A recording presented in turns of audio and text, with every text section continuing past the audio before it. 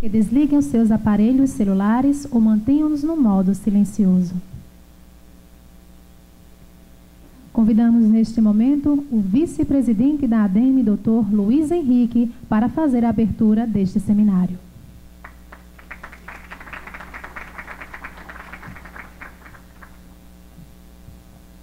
Senhoras e senhores, boa tarde. A ADEME Alagoas e o Sinduscom Alagoas tem uma grande satisfação de recebê-los aqui nessa tarde para participar do nosso seminário Fazendo Direito no Mercado Imobiliário, com a realização do CRES da OAB Alagoas, forte apoio do TJ Alagoas e das demais entidades parceiras. A partir de agora, vamos assistir palestras ministradas por advogados de renome nacional a respeito de temas tão palpitantes para o nosso setor. Desejo a todos uma excelente tarde. Está aberto o evento.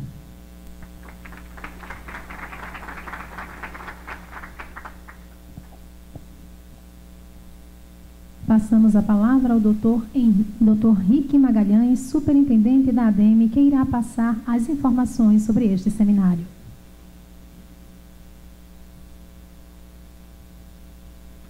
Boa tarde a todos. Gostaria de agradecer a presença de todos, informar que todos vocês receberam uma pasta onde consta um bloco com a grade do evento, onde estarão as palestras. Gostaria que todos verificassem, tá? Abrissem seu bloco. A primeira página fala sobre a programação, a segunda está endereçada para que você possa se identificar e fazer perguntas para o palestrante ou para o moderador e o debatedor, tá? E as demais para que vocês utilizem para rascunho. Tá? Aqueles que quiserem fazer perguntas, por favor, solicitamos que envie para o pessoal da Comunique, que está fazendo a administração do evento, ou para mim, que estarei acompanhando durante todo o seminário. Tá? Aqueles que quiserem fazer uma pergunta diretamente também poderão se pronunciar através de um microfone que será passado para cada um de vocês. Desde já agradecemos a presença de todos. Tenham todos um ótimo evento.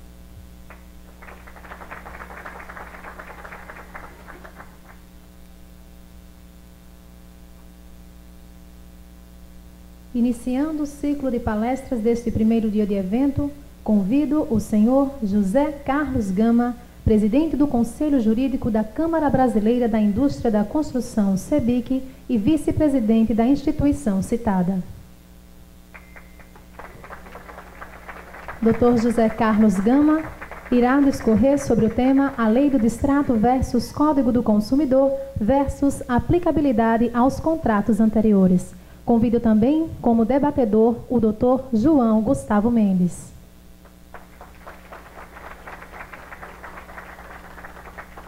Como moderador, convido o Dr. José Carlos, Dr. Roberto Carlos Neto.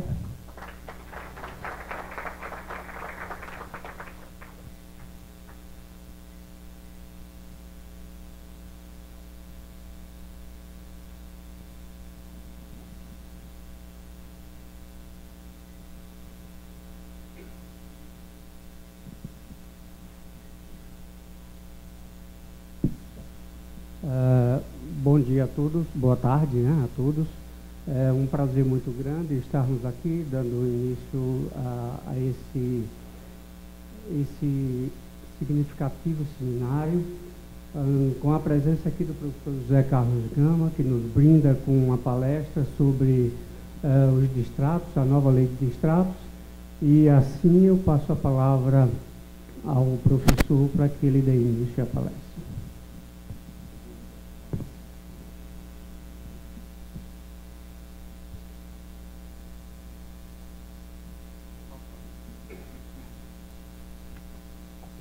Bom, boa tarde a todos. Primeiro eu peço para não contar o tempo, porque eu tenho que fazer algumas correções. Primeiro, eu não vim fazer palestra, eu vim dialogar com os senhores, trocar ideias, né? Segundo, se eu for professor, o preço vai ser mais caro. Eu, na verdade, cobrei sem esse título, tá?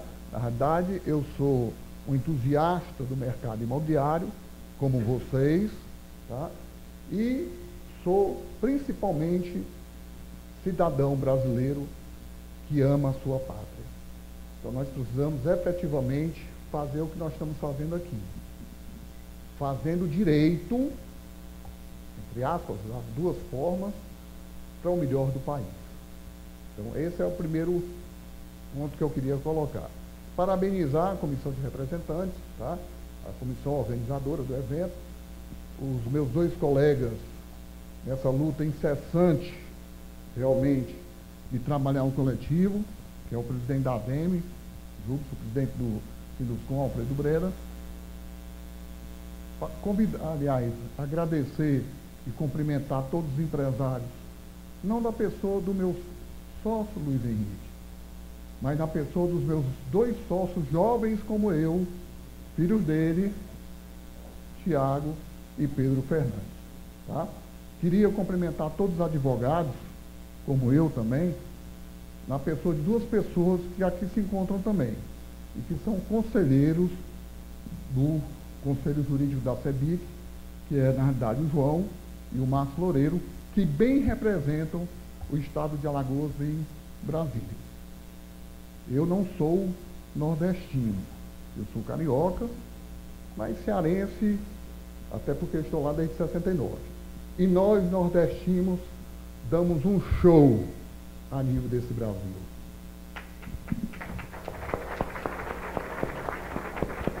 Nós não deixamos nada a desejar aos cariocas, paulistas, mineiros, gaúchos, e é isso que efetivamente a gente tem que estar sempre lembrando. Nós fazemos parte desse país. Tá? Agora sim, já comeram 2 minutos e meio da minha palestra, mas vamos lá. Começando, nós vamos tratar de um assunto interessante, e eu botei distratos entre parênteses, porque a primeira crítica que se faz em relação à lei é exatamente isso, lei dos distratos. Mas distratos não é um acordo entre as partes, entre comprador e vendedor. Se é um acordo, para que está na lei? E aí eu posso dizer para vocês com tranquilidade, porque representando a CEBIC, participei de inúmeras reuniões sobre esse assunto. Isso foi um pleito, na verdade, das instituições que representam os consumidores, e nós apoiamos desde o primeiro momento com o seguinte objetivo: a nossa justiça não aguenta mais do volume de ações que diariamente entram nos diversos fóruns do Brasil. O próprio CPC determina que o juiz, em todo momento, tem que tentar fazer a mediação, porque uma decisão tomada pelas partes vale muito mais do que a melhor sentença dada por um juiz. Então, senhores empresários, lembrem-se, não existe mais, é melhor um pior acordo do que uma boa sentença. Hoje a lei prevê percentuais de retenção, prazos de entrega da devolução, tanto para o distrato como para a resolução. Para que eu vou levar esse processo para a justiça? Sentem com o seu cliente e cheguem num bom termo. E eu vou mostrar como. Então, a lei é realmente a lei dos distratos? Também, pois um dos objetivos da lei foi exatamente estimular a composição entre as partes, reduzindo as ações judiciais. Mas nós precisamos tirar uma dúvida muito grande, e eu tenho discutido com diversos colegas nossos que advogam para os consumidores, dizer: a resilição é um direito do consumidor, está no CDC. E eu digo: será? Me diz qual é o artigo, qual é o parágrafo, qual é o item do CDC que diz que o consumidor tem direito à resilição. Ele vai para casa e não volta com a resposta. E não volta porque o CDC e nenhuma lei faculta, no caso das promessas de compra e venda de imóveis, haver a resilição. E eu vou mostrar a grande confusão que é feita, inclusive pelo Poder Judiciário, e principalmente pelo Poder Judiciário, até no STJ. Nós temos 3 formas de rescisão, pensando rescisão, na verdade, de uma forma mais macro. A primeira, nós já citamos aqui, que é o distrato. Distrato, juridicamente, é a resilição bilateral. Comprador e vendedor chegam a um comum acordo, que não tem mais interesse, e a partir daí sentam para negociar o desfazimento do contrato feito anteriormente. A segunda opção, a resilição unilateral, a extinção a pedido de uma das partes, acontecia muito antes da Lei 4.591, e a lei veio justamente para coibir isso. O cara pagava as prestações direitinho, chegava lá no final, o incorporador via que o mercado tinha subido e diz: olha, meu amigo, sinto muito, mas eu brinquei de vender esse lote, esse apartamento para você. Vou te devolver o dinheiro, não acontecia nada com ele, e aí ele vendia aquele mesmo imóvel pelo dobro do preço, que assim o mercado permitia. Para evitar isso, veio a lei dizendo exatamente o quê? Contratos de promessa de compra e venda são irretratáveis. Não existe palavra morta na lei. Mas no Brasil, nós precisamos ter outra lei, que foi a 13.786, para ratificar. Diz, ó, aquilo que está escrito no parágrafo 2º do artigo 32 da 4.591 é para valer. Porque os juízes, de uma forma equivocada, e aí não vai nenhuma crítica pejorativa ao juiz. A gente precisa lembrar que eles são clínicos gerais. Eles precisam entender do mercado imobiliário, do mercado de seguros, do mercado de saúde, etc, etc, etc.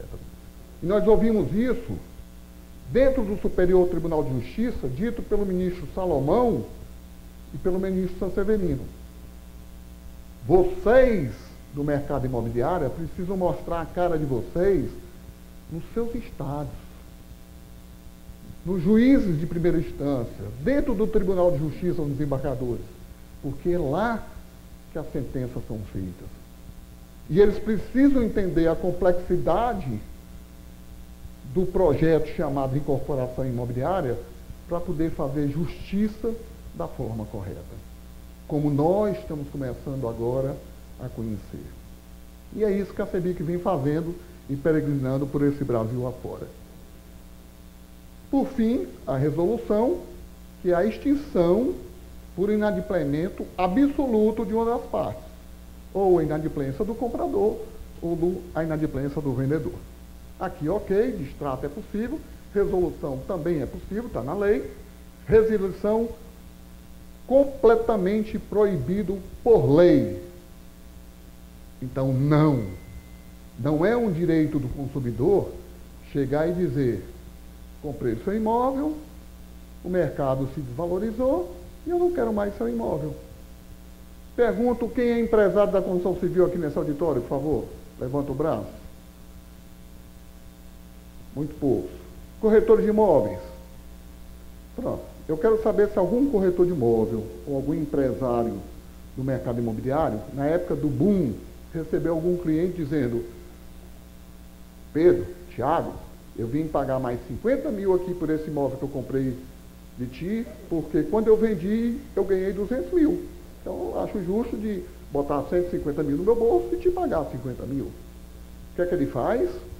Na época do boom, ele vai, faz uma vende diretamente e vai fazer uma cessão de direitos e deveres perante a construtora. E a construtora vai cobrar dele muitas vezes R$1.000, R$2.000 para ter o trabalho de fazer um novo contrato, e a justiça diz: não, você não pode cobrar nada. Perfeito. Quando eu vendi aquele imóvel para ele, eu já ganhei a minha lucratividade. Quem tem que ganhar é ele mesmo. Agora, na época também da queda no mercado, quem tem que sofrer essas consequências é a pessoa que efetivamente comprou. Resilição, como eu falei, uso inadequado do termo pelo Poder Judiciário, inclusive o STJ. Tá? Resilição unilateral, conforme o próprio Código Civil descreve, somente pode ser através de denúncia autorizada por lei ou pelo contrato. No nosso caso de promessa de compra e venda, pelo contrário, não é permitido. O contrato é irrevogável. O que é que o judiciário, então, chamou de resilição? E aí vocês precisam estar muito atentos, e aqui sim, o CDC protege o consumidor. Vou dar um exemplo. Minha esposa comprou, aliás, eu comprei com minha esposa um apartamento da empresa do nosso presidente da ADEME. Estou pagando religiosamente. Em um determinado momento, por algum motivo, minha esposa faleceu. E é ela quem, na verdade, mantinha a minha casa. Será que eu preciso esperar me tornar inadimplente por 90 dias, já que eu não vou mais ter condições de pagar, para que o presidente da ADEME entre com a execução dizendo que eu é que me tornei inadimplente? É óbvio que não. Então, o consumidor pode sim, perdendo a capacidade de pagamento e comprovando, ele precisa provar, perdeu a capacidade de pagamento, ele tem direito sim de, mesmo não estando inadimplente, solicitar ao incorporador o desfazimento do seu contrato. Ficou claro para vocês? É exatamente isso que diz o STJ na segunda sessão, por maioria. Não foi fácil, houve uma discussão muito grande perante a segunda sessão, que é quem uniformiza os procedimentos da área civil, em 2002 já, dizendo exatamente isso. O promissário comprador tem sim o direito de acionar na justiça pedindo o desfazimento do negócio em face da insuportabilidade no pagamento das prestações. Vamos adiante. Como é que se resolve a inadimplência absoluta do comprador? Aí, senhores corretores e senhores empresários, tenham muito cuidado. A lei de 1964, no seu artigo 63, dá ao incorporador duas opções. Primeira opção, rescisão, termo errado da lei, não é rescisão, na verdade seria resolução, conforme o contrato se fixar. O que é que acontecia antes do CDC? Todos os contratos feitos pelos incorporadores diziam: se você, comprador, se tornar inadimplente, 3 prestações consecutivas ou qualquer superior a 90 dias, eu vou fazer a resolução de pleno direito e você perde tudo o que deu. E assim foi por muitos anos. Até que chegou o CDC e vai dizer algo diferente. Mas, fora a rescisão do contrato, existe uma outra opção. E aí é preciso a gente distinguir bem uma diferença da outra. Quando você faz a opção pelo item A, que é a rescisão, você, incorporador, está dizendo para a sociedade e para os demais compradores das unidades restantes daquele empreendimento que você, enquanto não revender aquela unidade que está voltando para o seu estoque, vai estar e tem capacidade financeira para honrar o restante das prestações que aquele comprador se tornou inadimplente. Ficou claro? Fez a rescisão, você, incorporador, está dizendo: sociedade, demais compradores, não se preocupe, o cliente está inadimplente, eu vou afastá-lo, mas eu tenho condições de honrar os pagamentos previstos até eu conseguir revender. Se você fizer opção pela execução da dívida através do leilão extrajudicial, você está dizendo para a sociedade: atenção, compradores, como eu falei lá no início da incorporação, quando eu botei que no prazo de carência eu teria que vender X% para poder dar continuidade, esta pessoa que não conseguiu pagar, eu, incorporador, não tenho condições de bancar. Só tem uma forma da gente restabelecer o fluxo financeiro do empreendimento: levando para leilão, e quem arrematar no leilão vai honrar os compromissos futuros desta unidade. Então você vê que a opção pela execução extrajudicial para o incorporador que não tem capacidade de pagamento é muito melhor. Porque você não pode, inclusive, ser responsabilizado por atraso de obra se efetivamente você tiver tomado essa posição. Veio o CDC e no seu artigo 53 diz, e com justíssima razão, vamos nos colocar no lugar do consumidor: não pode, é nula de pleno direito qualquer cláusula prevista em contrato que preveja a perda total de tudo que o consumidor deu. Perfeito, não tem problema nenhum. O problema é que, no parágrafo seguinte desse artigo 53, dizia que eu só poderia reter o valor da fruição que o consumidor tinha tido ao longo do período. E quando o camarada desiste, antes de eu ter entregue o imóvel, eu não vou poder reter nada. É óbvio que eu sou obrigado a reter, senão haveria, na realidade, enriquecimento nisso. Eu tive despesas com corretagem, eu tive despesas com publicidade, etc, etc, etc. Por conta disso, o presidente, na época, vetou o artigo, exatamente dizendo que faltava diversos itens de despesas irrecuperáveis que precisavam ser retidos, consequentemente vetou. E o que é que fez os nossos nobres representantes na Câmara dos Deputados e Senado? De 1990 a 2018, permaneceram silentes em relação a esse problema. Passou a existir um vácuo de legislação no nosso país. E aí começaram as ações chegarem à justiça para decidir qual é o percentual que eu tenho que devolver, quanto é que eu posso reter e quando eu devo devolver. Sanções ao comprador. Nos nossos contratos está lá previsto. Se a inadimplência é relativa, o cara está me devendo uma parcela, eu cobro dele a prestação, correção monetária, multa de 2% e juros de 1% ao mês, prorata dia.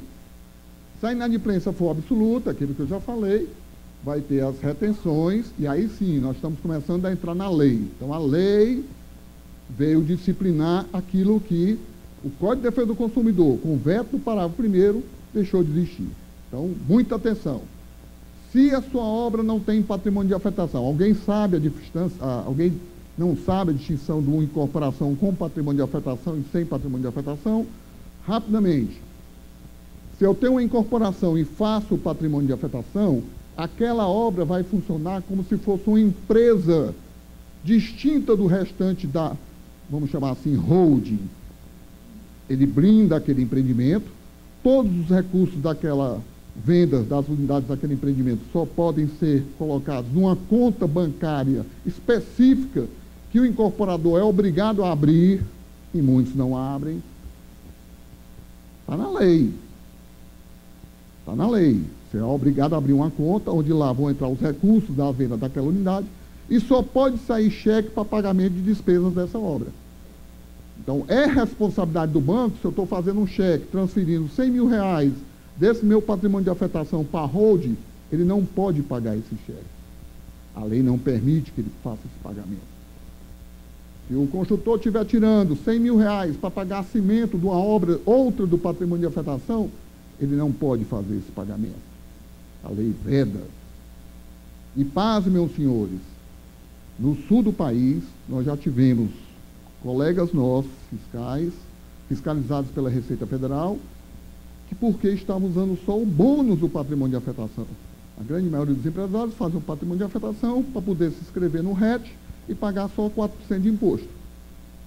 Bônus, mais um ônus. Tem que fazer a comissão de representantes. Cadê a comissão de representantes? O quê? Que é isso?